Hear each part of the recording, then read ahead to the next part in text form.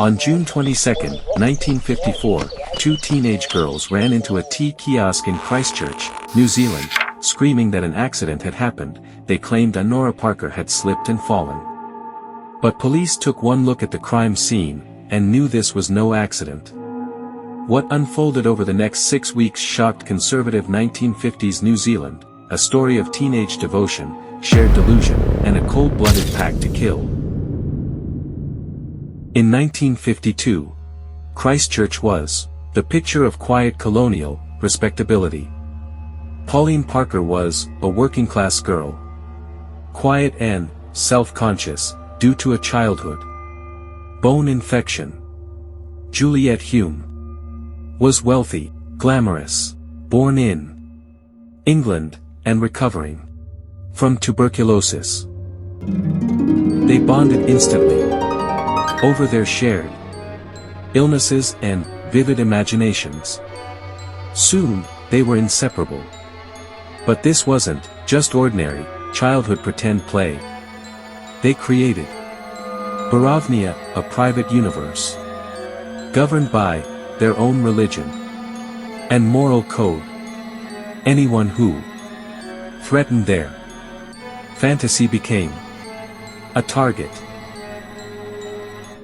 The girls believed in what they called the fourth dimension, a paradise they could access through art, music, and deep spiritual unity. To outsiders, their codependency looked alarming. To Pauline's mother, Honora, it was dangerous. In mid-1954, Juliet's parents announced their divorce and decided to send Juliet to South Africa. The girls were frantic. They refused to be separated. When Honora Parker firmly refused to let Pauline leave New Zealand with Juliet, the girls made a horrifying decision. On June 22, 1954, Pauline, Juliet, and Honora went for a walk in Victoria Park. Pauline brought a half-brick concealed in an old silk stocking inside her shoulder bag. They walked down a steep path to a secluded tea kiosk area. Pauline dropped a colored stone on the path.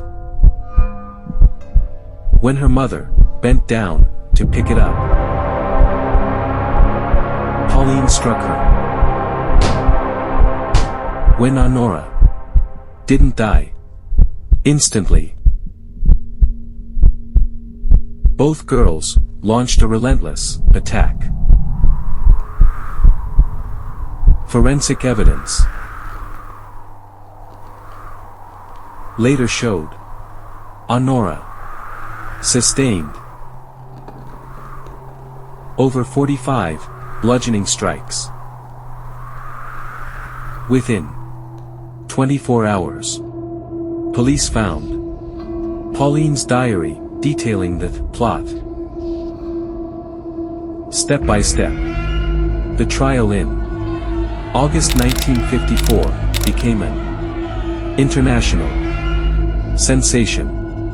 The defense argued insanity brought on by folie à deux, a shared psychosis. The jury took less than 3 hours to reject the insanity plea. Because both were under 18, they escaped the death penalty and were sentenced To detention. At Her Majesty's pleasure, served in separate prisons. With one strict condition. They must never contact each other again. Both girls were released after roughly 5 years. They vanished under assumed identities. Pauline spent her life quietly teaching riding in England. Juliet reinvented herself completely, becoming in Perry, an internationally best-selling historical crime novelist. It wasn't until 1994, with Peter Jackson's film, Heavenly Creatures, that Anne Perry was revealed as Juliet Hulme. Two teenagers who tried to kill for a fantasy world, only to be forever tied together by the real-world tragedy they left behind.